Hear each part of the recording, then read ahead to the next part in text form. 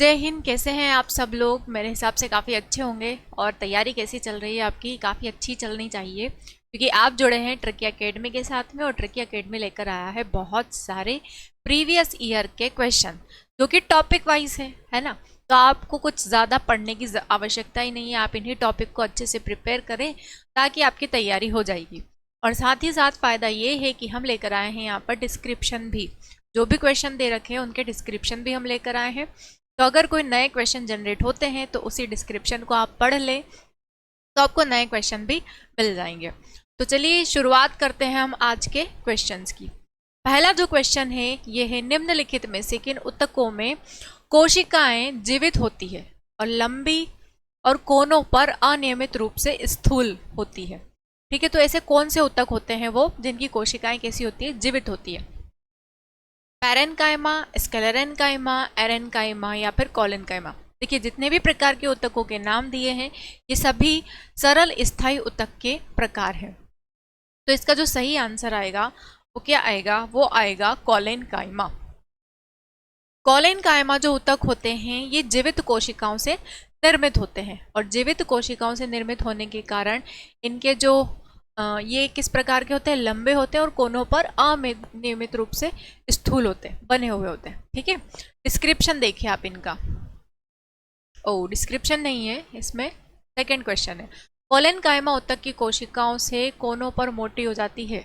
किसके कारण कोलेन्काइमा की जो कोशिकाएं होती है वो मोटी हो जाती है कोनों पर? पैक्टिन और काइटिन के कारण, सुबेरिन और सेलुलोज के कारण, सेलुलोज और पैक्टिन के कारण, या फिर लिग्निन और कटिन के कारण। ये होती है सेलुलोज और पैक्टिन के कारण मोटी। ठीक है, सेलुलोज जो होता है पादपों की कोशिका भित्ति में होता है, और पेक्टिन एक प्रोटीन होता है जो इसी में पाया जाता है। किस भाग में? तो कोलेन्काइमा में पाया जाता है। ठीक है, नेक्स्ट क्वेश्चन। रिक्त स्थान ऊतक में कोशिकाएं जीवित, लंबी और कोनों पर अनियमित रूप से मोटी होती है। अभी मैंने पढ़ा था, पहला जो क्वेश्चन था वो वही यहीं पर है, बस वो क्वेश्चन की लैंग्वेज थोड़ी चेंज कर दी है। तो आपके ऑप्शन जो है वो है स्क्लेरेन्काइमा, आइरेन्काइमा, कोलेन्काइमा या फिर पैरेन्काइमा। क्या होता है जिसमें कोनों पर कोशिकाएं मोटी होती है और अनियमित रूप से मोटी होती है और लंबी भी होती है और जीवित कोशिकाओं से निर्मित होती है, वो है कोलेन्काइमा। ठीक है, तो ऑप्शन सी इसका सही आंसर है। देखिए, एक ही क्वेश्चन को कितने तरीके से पूछा जा चुका, और कब आया है ये? तो 31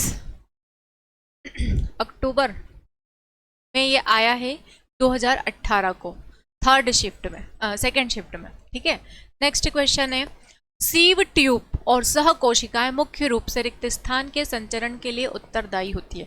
संचरण का मतलब होता है फैलाव। पूरे पादप में जो एक दूसरे मतलब अलग अलग स्थानों पर उसको पहुंचाने का काम करता है उसी को क्या कहते हैं?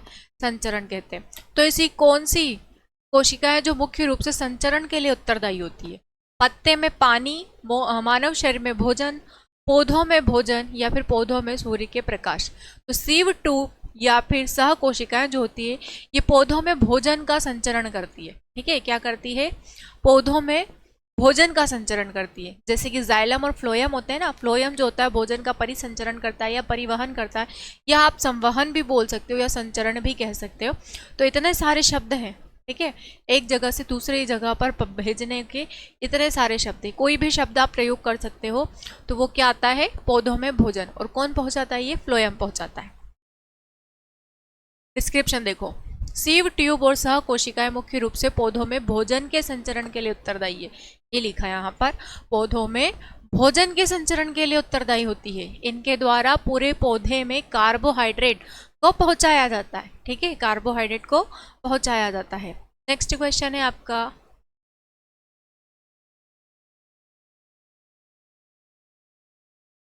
रिक्त स्थान के जमाव के कारण दृढ़ ऊतक की कोशिका भित्तियां मोटी होती है। किसके कारण?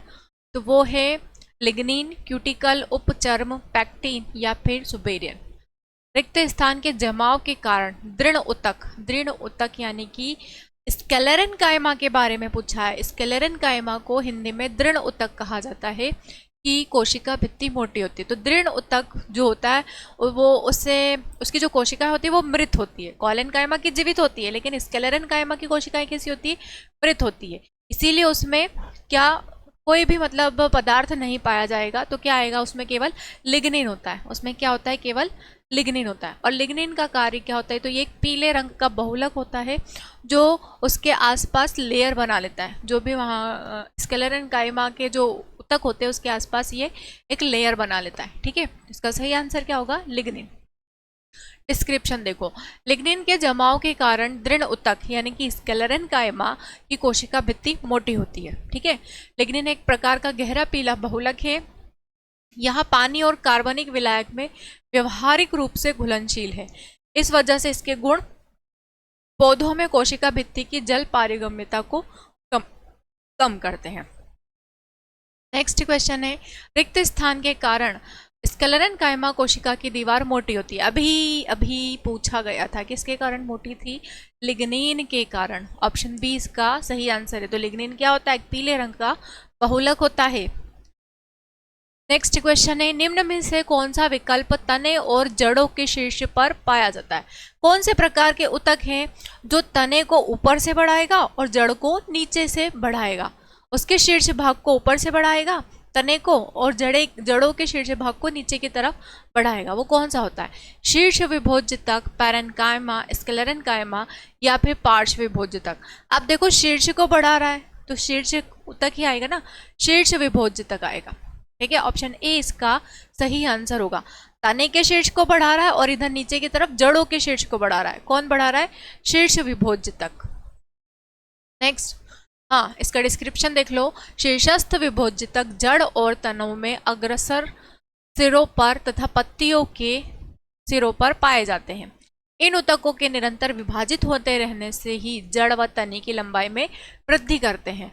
अर्थात ये ऊतक जड़ और तनों के सिरों में वृद्धि बिंदु का निर्माण करते हैं। नेक्स्ट क्वेश्चन है, निम्न में से कौन सा सरल स्थायी ऊतक नहीं है। सरल स्थायी ऊतक नहीं है, जीवितक, जाइलम, कोलेनकाइमा या फिर स्क्लेरेन्काइमा। तो जाइलम क्या है, ये जटिल स्थायी ऊतक है। सही आंसर क्या आएगा इसमें, जाइलम। जाइलम क्या होता है, जटिल स्थायी ऊतक। बाकी जो हैं ये सरल स्थायी ऊतक के उदाहरण हैं। कब पूछा गया है ये क्वेश्चन, 18 सितंबर 2018 को फर्स्ट शिफ्ट में पूछा गया है ये क्वेश्चन। ठीक है, नेक्स्ट डिस्क्रिप्शन देखो, जाइलम एक जटिल स्थायी ऊतक होता है। यह एक संवहन ऊतक है जो संवहन बंडल के अंदर पाया जाता है। यह ऊतक पौधों में जल का संवहन करता है, साथ में पोषक तत्वों का जैसे कि खनिज वगैरह का भी संवहन करता है। फ्लोएम जो होता है, फ्लोएम भोजन का संवहन करता है। पौधों की पत्तियों से भोजन को विभिन्न भागों तक पहुंचाने का कार्य करता है फ्लोएम। नेक्स्ट क्वेश्चन है आपका, रिक्त स्थान एक जटिल स्थायी ऊतक है। कौन सा है जटिल स्थायी ऊतक, फ्लोएम। ये फ्लोएम है, पलोयम नहीं है, ये फ्लोएम है। ठीक है, फ्लोएम, पैरेन्काइमा, स्क्लेरेन्काइमा और कोलेनकाइमा। देखिए ये तीन जो हैं ये क्या है, ये हैं सरल स्थायी ऊतक। ये तीनों ही क्या हैं, सरल स्थायी ऊतक के प्रकार है। तो इनमें से जटिल क्या बचा है, केवल फ्लोएम। ऑप्शन ए इसका सही आंसर होगा, फ्लोएम। क्यों होगा, क्योंकि भोजन को पूरे पादप में, पौधे में मतलब पत्तियों से जड़ों तक, आप बोल सकते कि पूरे नीचे से लेकर ऊपर तक जो भोजन का संवहन करता है वो कौन होता है, फ्लोएम होता है। नेक्स्ट क्वेश्चन, निम्नलिखित में से कौन सा एक सरल स्थायी ऊतक नहीं है, नहीं है पूछा है। कोलेनकाइमा, शीर्षस्थ विभोज्यतक, जाइलम या फिर कैम्बियम। क्या होगा इसका सही आंसर, जाइलम। जाइलम क्या है, जटिल स्थायी ऊतक है। ठीक है, क्या है जाइलम, जटिल स्थायी ऊतक। ऑप्शन सी इसका सही आंसर होगा। नेक्स्ट क्वेश्चन, सामान्य स्थायी ऊतक नहीं है। सामान्य स्थायी ऊतक नहीं है, क्या नहीं है, दृढ़ ऊतक जिसे हम स्क्लेरेन्काइमा कहते हैं, मृदु ऊतक जिसको हम पैरेन्काइमा कहते हैं, स्थूल कोण ऊतक जिसे हम कोलेनकाइमा कहते हैं, या फिर जाइलम। सामान्य स्थायी ऊतक कौन सा नहीं है, जाइलम। ऑप्शन डी इसका सही आंसर होगा। ये क्या है, ये एक, सामान्य का मतलब सरल ही तो होता है, ये एक जटिल स्थायी ऊतक है। तो क्या आएगा सही आंसर, जाइलम। ऑप्शन डी इसका सही आंसर होगा। नेक्स्ट क्वेश्चन, निम्नलिखित में से कौन सा एक सरल स्थायी ऊतक नहीं है। फिर से वही क्वेश्चन रिपीट हुआ है, जाइलम, पैरेन्काइमा, स्क्लेरेन्काइमा या कोलेनकाइमा। मैंने अभी बताया था ये तीनों क्या है, सरल स्थायी ऊतक है। और आपसे पूछा है कि जो नहीं है वो कौन सा है, तो ऑप्शन ए इसका सही आंसर है जाइलम। ठीक है, जाइलम जो होता है मृत कोशिकाओं से निर्मित ऊतक होता है, लेकिन ये किसका संवहन करता है, जल और पोषक तत्वों या खनिज लवणों का संवहन करता है। नेक्स्ट क्वेश्चन है, निम्नलिखित में से कौन सा ऊतक मुख्य रूप से मृत कोशिकाओं से बना होता है। आ गया क्वेश्चन, जो अभी मैंने आपको बताया था वही क्वेश्चन आ गया। मृत कोशिकाओं से बना होता है, क्या होता है, जाइलम। जाइलम जो होता है, ऑप्शन ए इसका सही आंसर है। अभी मैंने बताया था कि जाइलम जो होता है मृत कोशिकाओं से निर्मित होता है और ये जल का संवहन करता है, साथ में खनिजों का भी संवहन करता है। डिस्क्रिप्शन देख लो, जाइलम ऊतक मुख्य रूप से मृत कोशिकाओं से बना है। यह एक संवहन ऊतक होता है जिसका कार्य जड़ों द्वारा अवशोषित जल और खनिज लवणों को पौधों के विभिन्न भागों तक पहुंचाना होता है।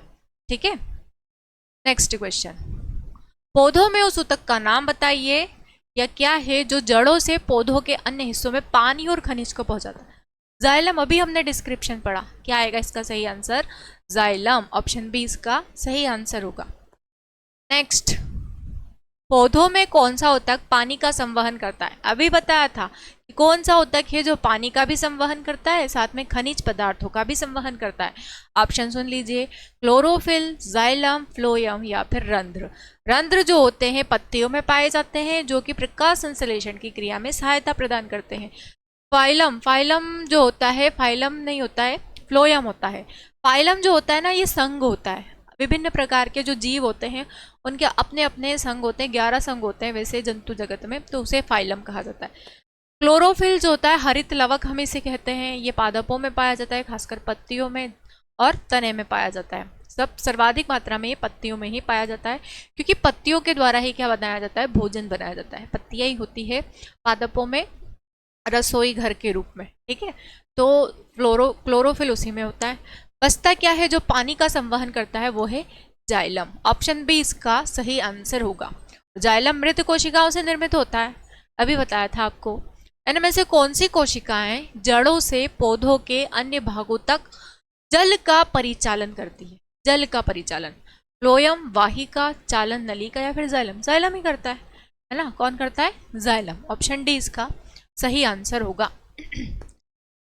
निम्नलिखित में से कौन से पौधों में जल के वहन से संबंधित है। फिर से वही क्वेश्चन पूछ लिया ही कि जो जल का पूरी पादप में परिवहन करता है वो कौन सा है, पल्कल, जाइलम, वाह त्वचा या कैम्बियम। जाइलम ही है। जल और खनिज, जाइलम। ज से जल, ज से जाइलम। नेक्स्ट क्वेश्चन, सॉरी इसका डिस्क्रिप्शन भी देख लो। देखो, आप सोच रहे होंगे कि आपने कहा था मैडम कि हर क्वेश्चन में डिस्क्रिप्शन मिलेगा और इसमें तो ज़्यादा डिस्क्रिप्शन है नहीं, तो यहाँ पर कुछ एक क्वेश्चन जो है उसमें डिस्क्रिप्शन है और उसी डिस्क्रिप्शन से बहुत सारे क्वेश्चन जुड़ जाते हैं, तो इसीलिए फिर हमने डिस्क्रिप्शन डाले नहीं, क्योंकि वो सारे रिपीट ही हो रहे थे ना, इसीलिए हमने वो डिस्क्रिप्शन नहीं डाले। फिर हमें लगा कि ये क्वेश्चन थोड़ा अलग है तो इसका डिस्क्रिप्शन डाल देना चाहिए, तो वहाँ पर हमने डिस्क्रिप्शन डाल दिए। ठीक है, जाइलम ऊतक पौधों में जल के वहन से संबंधित है। जाइलम ऊतक पौधों के जड़, तना और पत्तियों में पाया जाता है। इसे चालन ऊतक भी कहते हैं। ठीक है, ये 4 विभिन्न प्रकार के घटकों से बना होता है, वाहिनिकाएं, वाहिकाएं, जाइलम तंतु और जाइलम मृदुतक। ये इसके 4 भाग होते हैं जाइलम के। ठीक है, चलिए नेक्स्ट क्वेश्चन। अच्छा, इसके बारे में डिस्क्रिप्शन भी है। वाहिनिकाएं क्या करती है, जल और तने द्वारा जड़ से पत्ती तक पहुंचाती है। ये जल को तने द्वारा जड़ से पत्ती तक पहुंचाती है। वाहिकाएं जो होती है ये पौधों की जड़ से, पौधे की जो जड़ होती है वहां से जल और खनिज लवण को पत्ती तक पहुंचाती है। ठीक है, ये इसके कार्य होते हैं। इससे भी रिलेटेड क्वेश्चन आ जाएंगे अभी।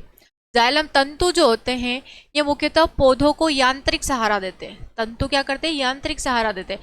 तंतु ऐसे इस तरीके से, जैसे कि ये तना है, इसमें बहुत बारीक बारीक से रेशे होते हैं, वाइट कलर के दिखाई देते हैं, वही तंतु कहलाते हैं। जाइलम मृदुतक यह किनारे की ओर पानी के पार्श्वी संवहन में मदद करते हैं। तो ये इनके कार्य हो गए, इनसे संबंधित प्रश्न भी पूछे जा सकते हैं। निम्नलिखित में से कौन से ऊतक का अंतरकोशिकीय क्षेत्र बड़ा होता है। अब अंतरकोशिकीय क्षेत्र क्या होता है ये पता है किसी को? तो अगर कोई ऊतक है, जैसे मान लो ये कोई ऊतक है ना, और इस ऊतक में ये कुछ कोशिकाएं हैं, तो ये कोशिका आपस में चिपकी हुई सी है, ठीक है। तो ये वाली जो जगह होती है ना, इसी को कहा जाता है अंतरकोशीय स्थान। तो जो आपसे पूछा है कि क्षेत्र बड़ा होता है, मतलब कि ये वाला जो स्पेस है ज़्यादा होना चाहिए, ऐसा होना चाहिए। यहाँ पर तो बिल्कुल पास पास है, ये ऐसा होना चाहिए। तो ऐसा कौन सा ऊतक है जिसमें अंतरकोशिकीय ये वाला स्पेस बड़ा होता है, ये आपसे पूछा गया है। पैरेन्काइमा, कॉलेन्काइमा, स्क्लेरेन्काइमा या फिर जाइलम। तो इसका जो सही आंसर आएगा वो क्या आएगा? पैरेन्काइमा, ठीक है। क्या आएगा इसका सही आंसर? पैरेन्काइमा। कॉलेन्काइमा जो होता है ये जीवित कोशिकाओं से निर्मित होती है, लेकिन इसका जो कोशिकीय स्थान होता है, अंतर कोशिकीय स्थान होता है, वो कम होता है। स्क्लेरेन्काइमा मृत कोशिकाओं से निर्मित होता है, जाइलम भी मृत कोशिकाओं से निर्मित होता है। सही आंसर क्या आएगा इसमें? पैरेन्काइमा। आंसर भी देख लो, डिस्क्रिप्शन। पैरेन्काइमा ऊतकों में सभी कोशिकाएं समव्यासी तथा पतली भित्ति युक्त होती है, ठीक है। मृदुतक कोशिकाएं अंडाकार, गोल अथवा बहुमुखी होती है तथा कोशिकाओं के बीच में अंतर कोशिकीय इंटरसेलुलर स्पेस क्षेत्र बड़ा होता है। ये इसके बारे में डिस्क्रिप्शन था।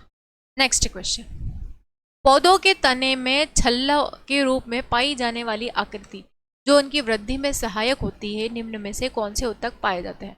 लैटरल मेरिस्टेमेटिक ऊतक, कैम्बियम, एपिकल मेरिस्टेमेटिक ऊतक या फिर वर्टिकल मेरिस्टेमेटिक। तो देखो, अगर क्या हो रहा है, छल्लों के रूप में पाई जाने वाली तनों में, तने में अगर छल्ले की तरह जो इस तरह के, जैसे कि ये तना है, इसमें बहुत सारी ऐसी और शाखाएं निकल गई है, तो ये शाखाएं किस प्रकार के ऊतक के द्वारा निकलती है, ये आपसे पूछा गया है। तो ये जो होता है ये लेटरल मेरिस्टेमेटिक टिश्यू, लेटरल को कहा जाता है पार्श्व विभोजितक ऊतक के माध्यम से ऐसा हो जाता है। तो ऑप्शन ए इसका सही आंसर होगा। देखो, पार्श्व विभोजितक यानी कि लेटरल मेरिस्टेमेटिक ऊतक पादप में विभिन्न अंगों के अंदर पार्श्व स्थिति में पाए जाते हैं। ये बेलनाकार होते हैं, इनके कारण पादपों की मोटाई में वृद्धि होती है, जिसे द्वितीयक वृद्धि भी कहते हैं। ये दो प्रकार के होते हैं, प्राथमिक और द्वितीयक, ठीक है। ये दो प्रकार के होते हैं। पूछ सकते हैं आपसे कि पार्श्व ऊतक कितने प्रकार के होते हैं, तो प्राथमिक लेटरल विभोजितक होते हैं और दूसरा द्वितीयक होते हैं। नेक्स्ट क्वेश्चन, निम्नलिखित में से कौन सा ऊतक जड़ों से खाद्य पदार्थों का परिसंचरण करता है? खाद्य पदार्थ यानी कि खनिज लवण का, खनिज का परिसंचरण कौन करता है? ग्राउंड टिश्यू करते हैं, जाइलम करते हैं, फ्लोएम करते हैं या फिर कैम्बियम करते हैं? कौन करते हैं जल और खनिज का परिसंचरण? वो करते हैं जाइलम। ऑप्शन बी इसका सही आंसर होगा, ठीक है, ऑप्शन बी। डिस्क्रिप्शन देख लो, जाइलम जटिल ऊतक एक से अधिक प्रकार की कोशिकाओं से मिलकर बने हैं। सभी कोशिकाएं मिलकर कोई सामान्य कार्य करती है, जैसे जाइलम और फ्लोएम। जाइलम जल और उसमें घुले लवणों का संवहन करता है और फ्लोएम पत्तियों द्वारा निर्मित भोज्य पदार्थों का परिसंचरण या संवहन करता है। नेक्स्ट क्वेश्चन, रिक्त स्थान ऊतक की कोशिकाएं अलग अलग प्रकार के स्थायी ऊतक बनाने के लिए पृथक होती है। किस प्रकार के होते हैं वो? स्थूल कोण होते हैं, मृदुतक होते हैं, विभोजितक होते हैं या फिर दृढ़ ऊतक होते हैं। क्या लिखा है? ऊतक की कोशिकाएं अलग अलग प्रकार के स्थायी ऊतक बनाती। तो किससे बनेगा? विभाजित होकर ही तो बनेगा। तो सही आंसर क्या होगा इसका? विभोजितक ऊतक। ऑप्शन सी इसका सही आंसर। डिस्क्रिप्शन देख लो आप इसका। विभोजितक ऊतक एकमात्र पादप ऊतक है, ठीक है। पौधों में वृद्धि कुछ निश्चित भागों में ही होती है। ऐसा उन भागों में पाए जाने वाले विभोजितक ऊतक के कारण होता है। विभोजितक की कोशिकाएं विभाजित होकर विभिन्न प्रकार के स्थायी ऊतकों का निर्माण करती है, जिससे क्या हो जाता है, जिसमें दो प्रकार के स्थायी ऊतक होते हैं। एक तो होते हैं सरल स्थायी ऊतक, दूसरे जटिल और विशिष्ट ऊतक। विशिष्ट ऊतक बहुत कम होते हैं, मेनली जो होते हैं वो सरल और जटिल होते हैं। डिस्क्रिप्शन कंप्लीट हुआ इसका। नेक्स्ट क्वेश्चन है आपका, स्थायी ऊतक के अंतर्गत वर्गीकृत किए जाते हैं। क्या क्या आता है स्थायी ऊतक के अंतर्गत? स्क्लेरेन्काइमा, पैरेन्काइमा, कॉलेन्काइमा या मेरिस्टेमेटिक। तो देखो, स्थायी ऊतक में ये तीन तो आते हैं, पर क्या नहीं आता है, वहां पर नहीं लिखना भूल गए हैं वो शायद, है ना, कि अंतर्गत वर्गीकृत नहीं किए जाते। क्या नहीं किया जाता है? मेरिस्टेमेटिक यानी कि विभोजितक ऊतक। ये तो दोनों, ये सरल स्थायी ऊतक है, ठीक है, ये सरल स्थायी ऊतक है, पर ये क्या है? ये विभोजितक ऊतक है, ठीक है। तो ऑप्शन डी इसका सही आंसर होगा। नेक्स्ट क्वेश्चन, मेरिस्टेमेटिक ऊतक एक विशेष भूमिका निभाते हैं और अपनी विभाजित करने की क्षमता को त्याग देते हैं। और तब रिक्त स्थान बनाते हैं। क्या बनाते हैं? स्थायी ऊतक बनाते हैं, सहयोगी तंतु बनाते हैं, छलनी नली कोशिका बनाते हैं, या फिर आरबीसी बनाते हैं। क्या बनाते हैं? ये स्थायी ऊतक बनाते हैं। ऑप्शन ए इसका सही आंसर होगा। ठीक है, ऑप्शन ए इसका सही आंसर होगा। नेक्स्ट क्वेश्चन है, रिक्त स्थान ऊतक एकमात्र पादप ऊतक है जो कोशिका विभाजन द्वारा नई कोशिका का उत्पादन करते हैं। विभाजित कर रहे हैं कोशिका को तो कौन से होंगे? विभोज्यतक ऊतक ही तो होंगे, विभोज्यतक या मेरिस्टेमेटिक टिश्यू। ऑप्शन सी इसका सही आंसर होगा। ठीक है, विभाजित कर रहे तो विभोज्यतक ऊतक होगा। अगला क्वेश्चन है, रूट टिप और शूट टिप में कौन सा ऊतक पाया जाता है? रूट टिप में और शूट टिप में सीव ट्यूब होते हैं, स्केलेरन कायमा होते हैं, फ्लोएम ऊतक होते हैं, या फिर विभोज्यतक ऊतक होते हैं। तो क्या होते हैं इसमें? विभोज्यतक ऊतक होते हैं। ऑप्शन डी इसका सही आंसर होगा। ठीक है, ऑप्शन डी। लिखा है यहाँ पर डिस्क्रिप्शन में, पौधों की वृद्धि केवल उनके कुछ निश्चित एवं विशेष भागों में ही होती है। ऐसा किसके द्वारा होता है? विभाजित होने वाली कोशिकाओं के या ऊतकों के कारण होता है। ऐसे विभाजित होने वाले ऊतक पौधों की वृद्धि में भी भाग लेते हैं।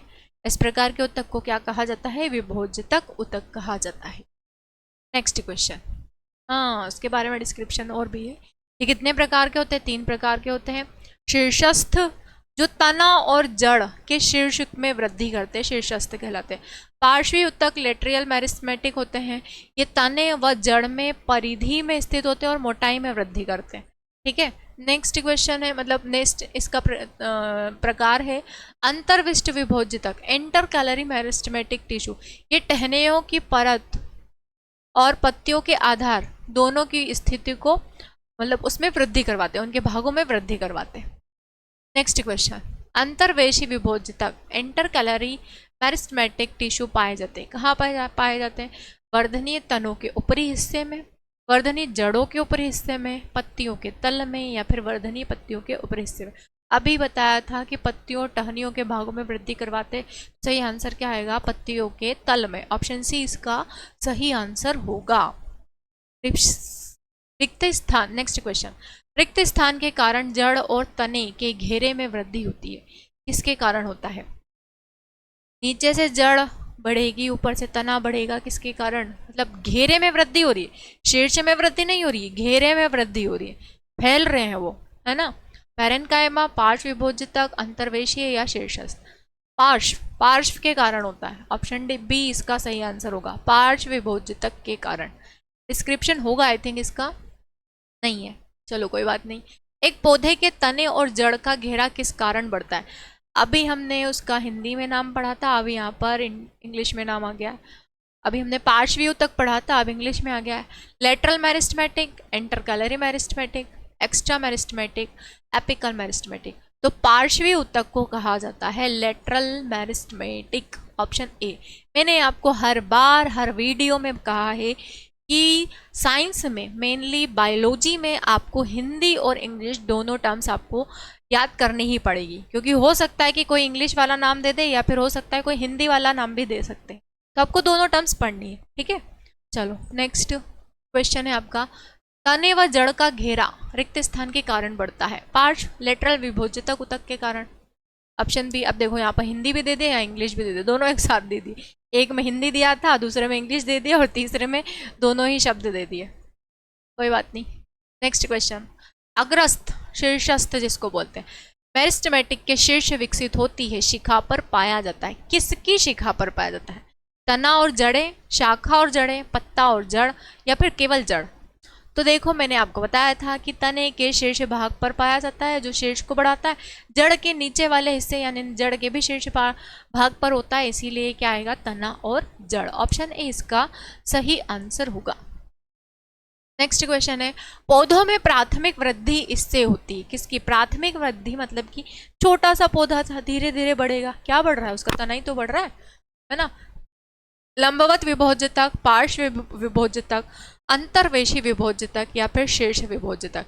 तो भैया पहले तो ये मान लो ये आपका सिड था और ये आपका अर्थ है, तो ये सिड जैसे ही फर्टिलाइज हुआ, ये पहले तना बढ़ा, ठीक है। अब इस तने में टहनियाँ बढ़ेगी, ठीक है, और ये तना और बढ़ेगा, फिर टहनियाँ बढ़ेगी, फिर तना और बढ़ेगा, फिर टहनियाँ बढ़ेगी। टहनियाँ मतलब कि पत्तियाँ लगेगी उसमें, तो इसका जो सही आंसर होगा वो क्या होगा, अंतर्वेशी विभोज्यतक और शीर्ष विभोज्यतक।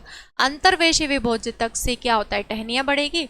शीर्ष विभोज्यतक से क्या होगा, तना और नीचे से जड़ बढ़ेगी। तो ऑप्शन बी इसका सही आंसर होगा। ठीक है, ऑप्शन बी इसका सही आंसर होगा। नेक्स्ट डिस्क्रिप्शन है, पौधों में वृद्धि मुख्यतः सक्रिय कोशिका विभाजन वाले विशिष्ट क्षेत्रों तक ही सीमित रहती है। इस क्षेत्र को मेरिस्टेमेटिक कहते हैं। पौधे में विभिन्न प्रकार के मेरिस्टेमेटिक मूल तथा तने के शीर्ष पर होते हैं।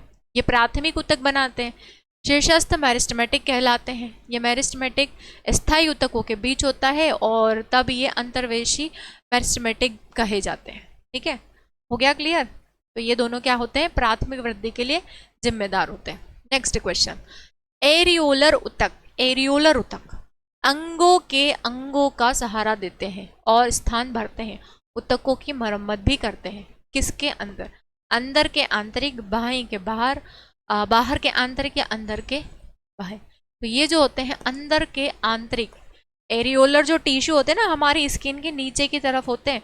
तो अगर हमें कोई चोट लग जाती है ना, तो उस चोट में अगर नीचे तक गहरी चोट लगी होती है तो अंदर से उसको भरते भरते वो आते हैं। ठीक है, अंदर से अंदर तक ही आते हैं। तो ऑप्शन ए इसका, ऐसे पादपों में भी होता है।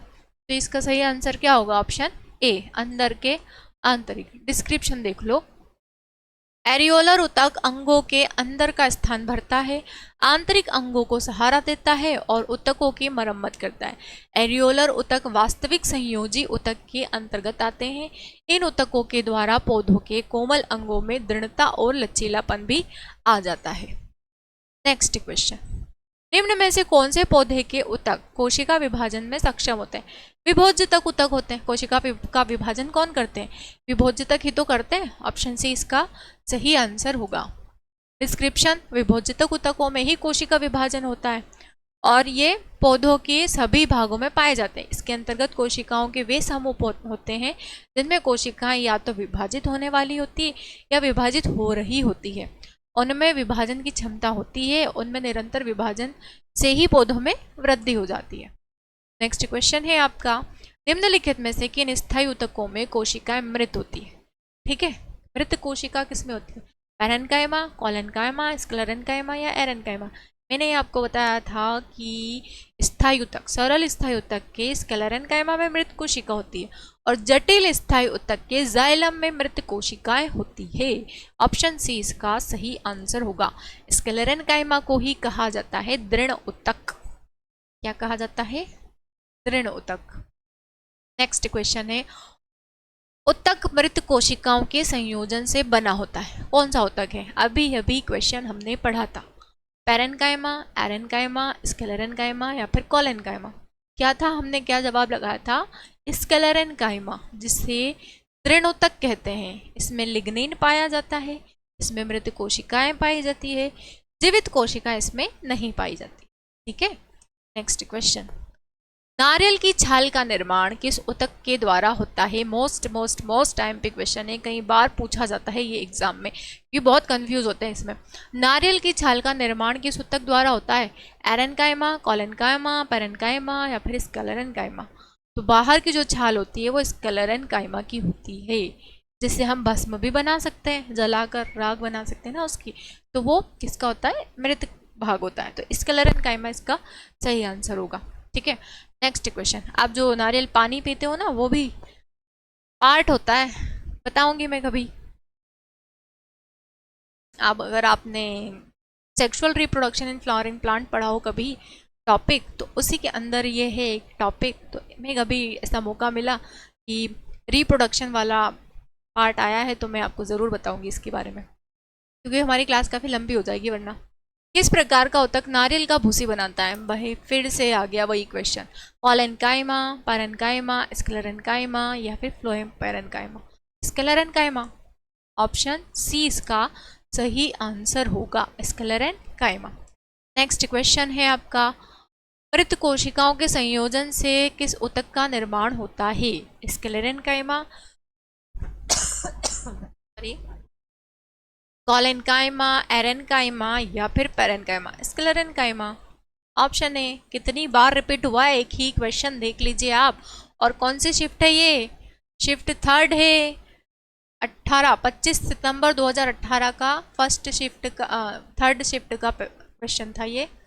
नेक्स्ट फिर क्या है, यही वाला क्वेश्चन अक्टूबर में पूछ लिया, अक्टूबर 12 अक्टूबर 2018 थर्ड शिफ्ट। फिर उसके बाद यही क्वेश्चन पूछ लिया आपसे 24 सितंबर 2018। भैया एग्जामिनर के पास भी ज़्यादा क्वेश्चन नहीं मिल पाते हैं, इसीलिए एक ही क्वेश्चन को घुमे फिरा के बार बार रिपीट करते रहते हैं वो। देखो ये फिर से पूछ लिया सितंबर, 25 सितंबर को ही सेकेंड शिफ्ट में पूछा है। तो इस तरीके से पूछे जा सकते हैं आपसे क्वेश्चन, एक ही क्वेश्चन को कभी भी पूछ लिया जा सकता है। अब 1 सितंबर में आता है, 1 अक्टूबर में आ गया, आपसे भी इसी तरीके से पूछ लेंगे, लैंग्वेज चेंज कर देंगे, बस क्वेश्चन वही रहेगा। रिक्त स्थान की कोशिकाएं मृत होती है, वायु तक, दृढ़ तक, स्थूल कोण तक या मृदु तक। मृत कोशिका मैंने आपको बताया था स्क्लेरेन्काइमा को ही कहा जाता है दृढ़ उत्तक। ऑप्शन बी इसका सही आंसर होगा। बताया है आपको कि हिंदी इंग्लिश दोनों नाम आपको याद करने हैं। निम्न में से किस उत्तक में कठोर कोशिका भित्ति होती है, कठोर एकदम सॉलिड टाइप की कोशिका भित्ति पाई जाती है, किसमें होती है, एरेन्काइमा में, पैरेन्काइमा में, स्क्लेरेन है, ये स्क्लेरेन है, ठीक है, क्या है ये स्क्लेरेन है, स्क्लेरेन्काइमा या फिर कोलेन्काइमा। स्क्लेरेन्काइमा की जो उत्तक होते हैं उसकी कोशिका भित्ति कठोर होती है और मृत होती है, ठीक है, तो ऑप्शन सी इसका सही आंसर होगा। कोशिका भित्ति काफी हार्ड होती है, नारियल का देखा होगा ना आपने, बाहर का पार्ट कितना हार्ड होता है, तो उसी तरीके से ये हार्ड सेल वॉल होती है इसकी। नेक्स्ट क्वेश्चन है वनस्पति उत्तक का रिक्त स्थान परिपक्वता पर जीवित प्रोटोप्लाज्मा धारण नहीं करता है। जीवित प्रोटोप्लाज्मा जिस पर धारण नहीं करता है वो कौन से प्रकार के उत्तक होते हैं, श्वास नली का होती है, श्वास नली हम पादप का की बातें करें श्वास नली आएगा ही नहीं। पृष्ठभागी उत्तक होंगे, नहीं होंगे, दृढ़ उत्तक होंगे या फिर स्थूल होंगे, दृढ़ उत्तक, क्योंकि दृढ़ उत्तक को ही क्या कहा जाता है, स्क्लेरेन्काइमा, और स्क्लेरेन्काइमा ही किससे बनते हैं, मृत कोशिका से, तो इसका सही आंसर क्या आएगा, ऑप्शन सी। वनस्पति उत्तक का दृढ़ उत्तक परिपक्वता पर जीवित प्रोटोप्लाज्म धारण नहीं करता है, ठीक है, दृढ़ उत्तक यानी कि स्क्लेरेन्काइमा। रिक्त नेक्स्ट क्वेश्चन है साधारण स्थायी उत्तकों के 3 प्रकार है, साधारण के, ठीक है, 2 प्रकार के स्थायी उत्तक होते हैं, साधारण और जटिल, ये हमेशा बोल सकते हैं कि सरल और जटिल। तो सरल के जो 3 प्रकार है वो कौन कौन से हैं, पैरेन्काइमा, कंपेनियन सेल या स्क्लेरेन्काइमा, नहीं गलत है ये, पैरेन्काइमा, कोलेन्काइमा, मेरिस्टेमेटिक, बिल्कुल गलत, पैरेन्काइमा, कोलेन्काइमा, स्क्लेरेन्काइमा, बिल्कुल सही, ऑप्शन सी इसका सही आंसर होगा, ठीक है, ऑप्शन सी इसका सही आंसर होगा। पैरेन्काइमा, कोलेन्काइमा, स्क्लेरेन्काइमा जो होता है ये साधारण स्थायी उत्तक का प्रकार होता है। इसके अलावा जटिल स्थायी उत्तक के जो प्रकार होते हैं वो होते हैं जाइलम एंड फ्लोएम, ठीक है। चलो नेक्स्ट क्वेश्चन, इसका डिस्क्रिप्शन दे रखा है, सरल स्थायी उत्तक होते हैं, जटिल स्थायी उत्तक होते हैं। सरल स्थायी उत्तक में समान कोशिकाएं से बनी होती है और ये 3 प्रकार के होते हैं, पैरेन्काइमा, कोलेन्काइमा, स्क्लेरेन्काइमा, ठीक है। जटिल उत्तक 2 प्रकार के होते हैं, जाइलम और फ्लोएम। नेक्स्ट क्वेश्चन, किस प्रकार के उत्तक में एक समान कार्य करने वाली विभिन्न प्रकार की कोशिका होती है, एपिडर्मल उत्तक, जटिल उत्तक, मेरिस्टेमेटिक उत्तक या फिर तंत्रिकी उत्तक, कौन से होते हैं वो एक समान कार्य करने वाली विभिन्न प्रकार की कोशिका होती है, मेरिस्टेमेटिक में होगी, ठीक है, ऑप्शन नहीं, जटिल उत्तक में होगी, एक जैसा कार्य कर रही है ना, ओ शिट,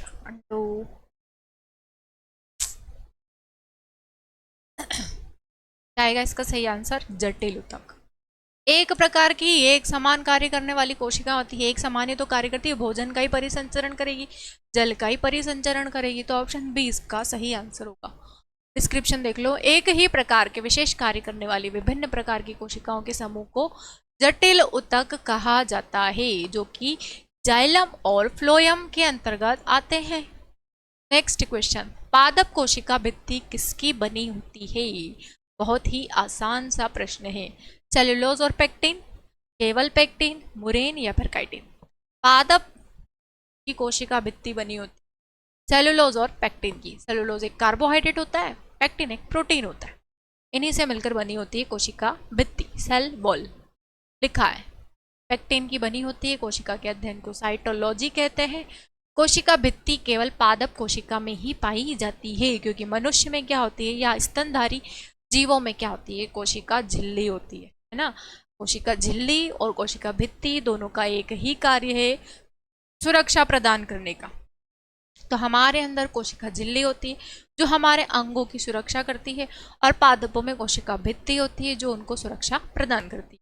अगला प्रश्न है, पौधों में फ्लोएम का कार्य होता है खाद्यों का प्रवाह, तने को सहारा प्रदान करना, खनिजों का संचरण या फिर जल का प्रवाह। क्या करते हैं, खाद्यों का प्रवाह करते हैं। ऑप्शन है इसका सही आंसर है, ठीक है। खनिजों का संचरण और जल का प्रवाह जाइलम करता है। फ्लोएम का पूछा है यहाँ पर, ऑप्शन है इसका सही आंसर है। लिखा है यहाँ पर, यह पत्तियों द्वारा तैयार भोज्य पदार्थों को पौधों के विभिन्न भागों तक पहुंचाता है। यह एक संचायक ऊतक होता है और यांत्रिक संचयन भी प्रदान करता है। नेक्स्ट क्वेश्चन, पौधों के सभी भागों में भोजन को कौन पहुंचाता है, पैरेन्काइमा, फ्लोएम, कोलेन्काइमा या फिर जाइलम। फ्लोएम भोजन को कौन पहुंचा रहा है, फ्लोएम। जल को कौन पहुंचा रहा है, जाइलम। नेक्स्ट क्वेश्चन, पौधों में फ्लोएम के परिवहन के लिए उत्तरदायी है। फ्लोएम के परिवहन के लिए क्या है, फ्लोएम क्या करता है, भोजन का परिवहन करता है ना। ऑक्सीजन का कि पानी का कि खनिज का, इन दोनों का तो जाइलम करता है। जाइलम ये क्या करता है, भोजन का परिवहन करता है। नेक्स्ट क्वेश्चन, रिक्त स्थान में पतली कोशिका भित्ति के साथ अपेक्षाकृत अवशिष्टि कोशिकाएं भी होती है। किस में होती है, फ्लोएम में होती है, पैरेन्काइमा में होती है, स्क्लेरेन्काइमा में होती है या फिर कोलेन्काइमा में होती है। पतली कोशिका भित्ति के साथ अपेक्षाकृत अवशिष्ट कोशिकाएं भी होती है। किस में होती है बताइए, अगर आपको पता है तो बताइए, प्लीज जरूर बताइए कि क्या होता है जिसमें पतली कोशिका भित्ति होती है।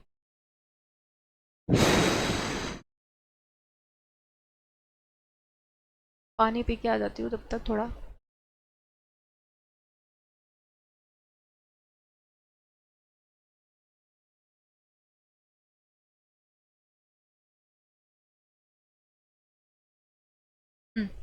क्या होता है, पैरेन्काइमा। ऑप्शन बी इसका सही आंसर होगा। पैरेन्काइमा की जो अवशिष्टि वाली कोशिका होती है, मृदुतक बोलते हैं। पैरेन्काइमा को क्या कहा जाता है, मृदुतक ऊतक।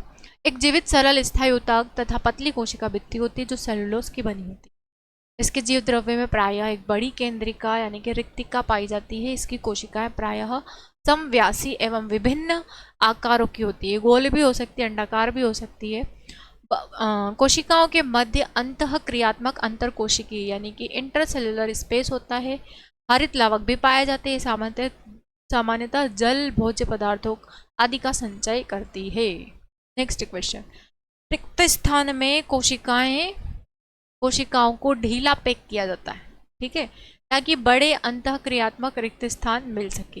मृदुतक, स्क्लेरेन्काइमा, कोलेन्काइमा या फिर ट्रेकिड। बड़े मतलब इंटर मॉलिक्यूलर स्पेस जो होता है, मॉलिक्यूलर नहीं, इंटर सेलुलर स्पेस जो होता है वो ज़्यादा होता है। इसमें होता है, मृदुतक में होता है। मृदुतक को ही कहा जाता है पैरेन्काइमा, स्क्लेरेन्काइमा, ट्रेकिड या फिर कोलेन्काइमा। तो इसका जो सही आंसर आएगा वो क्या आएगा, स्क्लेरेन्काइमा। ऑप्शन बी इसका सही आंसर होगा, ठीक है। इसमें स्पेस ज़्यादा होता है। स्क्लेरेन्काइमा उसमें आएगा, मैंने आपको बताया था स्ट्रक्चर के थ्रू। यहाँ पर ऐसा सेल वाला स्ट्रक्चर बनाया था इस तरीके से। तो ये इंटर सेलुलर स्पेस कम है यहाँ पर, लेकिन जिसमें ज़्यादा होता है वो क्या होता है, स्क्लेरेन्काइमा, या आप बोल सकते हो जिसमें मृत कोशिकाएं होती है, ठीक है। सही आंसर क्या आएगा इसका, सॉरी फिर से क्वेश्चन देखना है, स्क्लेरेन्काइमा नहीं आएगा, इसका पैरेन्काइमा आएगा। लग ही रहा था पैरेन्काइमा। ऑप्शन ए इसका सही आंसर आएगा, मृदुतक। इसी को कहा जाता है पैरेन्काइमा में होता है, ठीक है। सही आंसर क्या आएगा, ऑप्शन ए आएगा। नेक्स्ट क्वेश्चन है आपका, रिक्त स्थान में पतली कोशिका भित्ति के साथ अपेक्षाकृत गैर विशिष्ट कोशिकाएं होती है, गैर विशिष्ट कोशिकाएं होती है। इसका जो आएगा ये भी क्या आएगा, पैरेन्काइमा ही आएगा। वही क्वेश्चन है, घुमाकर पूछ लिया, थोड़ा लैंग्वेज को चेंज करके पूछ लिया। पैरेन्काइमा ही इसका सही आंसर आएगा। नेक्स्ट क्वेश्चन है, अधिक अंतरकोशीय प्रसार के लिए रिक्त स्थान कोशिकाएं विरल रूप से संचरित होती है। पैरेन्काइमा में ही होती है। ऑप्शन डी इसका सही आंसर रहेगा। ठीक है, अधिक अंतरकोशीय प्रसार, ज़्यादा इंटर सेलुलर स्पेस होना चाहिए, तो वो पैरेन्काइमा में ही होता है। डी ऑप्शन लिखा है इसमें। कोशिकाओं की कुछ परतें ऊतक के आधारी पैकिंग का निर्माण करती है, जिन्हें पैरेन्काइमा ऊतक कहते हैं, जो कि स्थायी ऊतक का एक प्रकार है। यह पतली कोशिका भित्ति वाली एक सरल कोशिकाओं का बना होता है। ये कोशिकाएं जीवित होती हैं। कुछ पैरेन्काइमा ऊतकों में क्लोरोफिल भी पाया जाता है, जिसके कारण प्रकाश संश्लेषण की क्रिया होती है। पैरेन्काइमा ऊतक में अधिक अंतरकोशीय प्रसार के लिए उसकी कोशिकाएं विरल रूप से संचरित होती है। जलीय पौधों में पैरेन्काइमा की कोशिकाएं के मध्य हवा की बड़ी गुहिकाएं होती है, जो पौधों को तैरने के लिए उत्प्लावन बल प्रदान करती है, जिसे एरेन्काइमा कहते हैं। एरेन्काइमा के कारण ही पौधे पानी में तैर पाते हैं। रिक्त स्थान ऊतक की कोशिकाएं बहुत सक्रिय होती है। इनमें घने कोशिका द्रव, साइटोप्लाज्म, पतली कोशिका रस, भित्तियां, मुख्य नाभिक और कम रिक्तियां होती है। किस प्रकार के होते हैं वो? विभोज्यतक होते हैं, स्थूल कोण होते हैं, स्थूल कोण ऊतक यानी कि कोलेनकाइमा होते हैं, मृदुतक ऊतक होते हैं, या फिर दृढ़ ऊतक। मृदुतक ऊतक जिन्हें पैरेन्काइमा कहते हैं, और दृढ़ ऊतक जिन्हें स्क्लेरेन्काइमा कहते हैं। इसका जो सही आंसर आएगा वो क्या आएगा? विभोज्यतक ऊतक, मेरिस्टेमेटिक टिश्यू। ऑप्शन है इसका सही आंसर होगा। कैसे होगा देखो डिस्क्रिप्शन। विभोज्यतक ऊतक के अंतर्गत कोशिकाओं के समूह होते हैं, जिनकी कोशिकाएं तथा या तो विभाजित होने वाली होती है या विभाजित हो रही होती है, और उनमें विभाजन की क्षमता अधिक होती है, और पौधों के वर्षी भागों में भी ये पाए जाते हैं। इसके विशिष्ट लक्षण है, गोल, अंडाकार और बहुभुजाकार होते हैं ये। इसकी कोशिकाएं बहुत सक्रिय होती है। घनी कोशिका द्रव, साइटोप्लाज्म होते हैं, पतली कोशिका रस भित्तियां होती है, मुख्य नाभिक और कम रिक्तिकाएं पाई जाती है। जीव द्रव्य सघन होते हैं, केंद्रक बड़े होते हैं, राजधानी छोटी होती है। ये इसके लक्षण है। नेक्स्ट क्वेश्चन है, निम्न में से कौन सा ऊतक कोशिका विभाजन में सक्षम होता है? विभोज्यतक ऊतक। कोशिका का विभाजन कौन करेगा? विभोज्यतक ऊतक ही तो करेगा। ऑप्शन बी इसका सही आंसर होगा। विभिन्न प्रकार के स्थायी ऊतकों के निर्माण के लिए ऊतकों की कोशिकाओं को अलग किया जाता है। क्या होते हैं वो? मेरिस्टेमेटिक होते हैं, जिन्हें विभोज्यतक ऊतक कहते हैं। ऑप्शन डी इसका सही आंसर आएगा। कोशिका को विभाजित कर रहे हैं ना। पादप ऊतक मुख्यतः दो प्रकार के होते हैं, स्थायी और नहीं। कौन से होते हैं? विभोज्यतक होते हैं और स्थायी ऊतक होते हैं। पहला ऑप्शन है आपका स्थायी ऊतक, जटिल स्थायी ऊतक नहीं है। विभोज्यतक ऊतक या सरल स्थायी ऊतक, ये भी नहीं है। विभोज्यतक ऊतक या फिर स्थायी ऊतक, ये है। इसके बाद विभोज्यतक ऊतक के अंतर्गत तीन प्रकार होते हैं, और स्थायी ऊतक के अंतर्गत दो प्रकार होते हैं। ठीक है, जिसमें सरल स्थायी ऊतक होते हैं और जटिल स्थायी ऊतक होते हैं। ऑप्शन सी इसका सही आंसर होगा, सी। ठीक है, यहाँ पर लिखा हुआ है कोशिकाओं के समूह को ऊतक कहते हैं। पादप ऊतक दो प्रकार के होते हैं, विभोज्यतक ऊतक और स्थायी ऊतक। फिर ये जो विभोज्यतक ऊतक होते हैं ये तीन प्रकार के होते हैं। कितने प्रकार के होते हैं? तीन प्रकार के। स्थायी ऊतक दो प्रकार के। इसमें तीन कौन से होते हैं? तो ये कौन कौन से होते हैं मैंने आपको बताया था। शीर्षस्थ ऊतक, पार्श्वीय पार्श्वीय, और तीसरा जो होता है अंतर्वेशीय। ठीक है, ये तीन प्रकार होते हैं। इसके जो दो होते हैं, एक होता है सरल स्थायी ऊतक और दूसरा होता है जटिल। सरल में कितने होते हैं? तीन, और जटिल में होते हैं दो। ठीक है, ये प्रकार थे इसके। नेक्स्ट उसी के बारे में जिन ऊतकों में विभाजन की क्षमता होती है उन्हें विभोज्यतक ऊतक कहते हैं। ये प्रमुख रूप से पौधों के वर्धी भागों में पाए जाते हैं। स्थायी ऊतक कोशिकाओं के ऐसे समूह जिनमें विभाजन की क्षमता का अभाव होता है, इनके द्वारा ही पौधों की यांत्रिक अवलंबन मिलता है। ये मुख्यतः बहुवर्षीय पौधों में पाए जाते हैं, जो ज्यादा समय तक जीवित रहते हैं उनमें पाए जाते हैं। रिक्त स्थान, निम्न में से कौन सा स्थायी ऊतक का एक उदाहरण है? स्थायी ऊतक का उदाहरण पूछा है। रक्त, जाइलम, हड्डी या त्वचा। जाइलम है ना। जटिल स्थायी ऊतक का एक प्रकार होता है ये जाइलम। क्या करता है? जल और खनिजों का परिसंचरण करता है। स्थायी ऊतक की कोशिकाएं प्रायः अधिक विभक्त नहीं होती। स्थायी ऊतक जिनसे कोशिका की रचना होती है तथा उनके कार्य एक समान होते हैं उन्हें सरल ऊतक कहते हैं।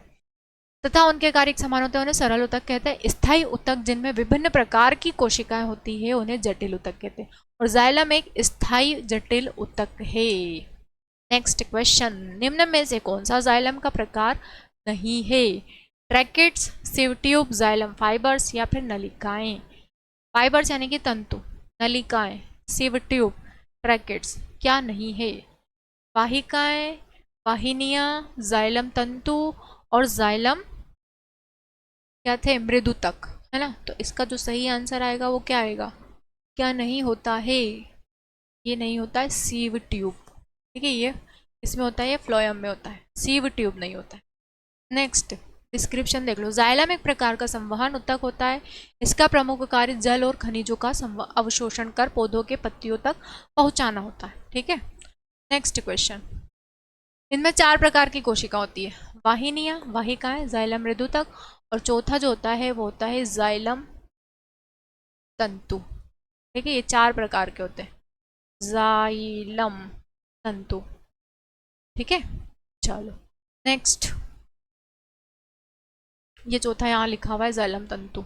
ये सीव ट्यूब भिन्न होती है, इनमें से सीव ट्यूब अलग होती है। ये दारू मतलब फ्लोएम में पाया जाता है, मैंने अभी बताया ना, फ्लोएम में पाया जाता है सीव ट्यूब भोजन का परिवहन करने के लिए। दारू कहा जाता है फ्लोएम को। का प्रमुख कार्य पत्तियों द्वारा निर्मित भोजन को पौधे के विभिन्न भागों तक पहुंचाना है। नेक्स्ट क्वेश्चन है, कौन सा ऊतक पौधों के प्रकाश संश्लेषक हिस्सों में सामग्री के परिवहन में मदद करता है? फ्लोएम, जाइलम वाहिकाएं, भरण ऊतक या विभोजितक ऊतक? विभोजितक ऊतक तो नहीं होगा, ये केवल कोशिकाओं का विभाजन करता है। भरण ऊतक भी नहीं होगा। इसका जो सही आंसर होगा वो क्या होगा? तो वो होगा फ्लोएम, है ना। प्रकाश संश्लेषण से क्या बनता है? भोजन बनता है ना, और भोजन का परिवहन कौन करेगा? फ्लोएम करेगा। तो ऑप्शन ए इसका सही आंसर होगा। पौधों में 2 प्रकार के चालन ऊतक होते हैं, एक होता है जाइलम, दूसरा होता है फ्लोएम।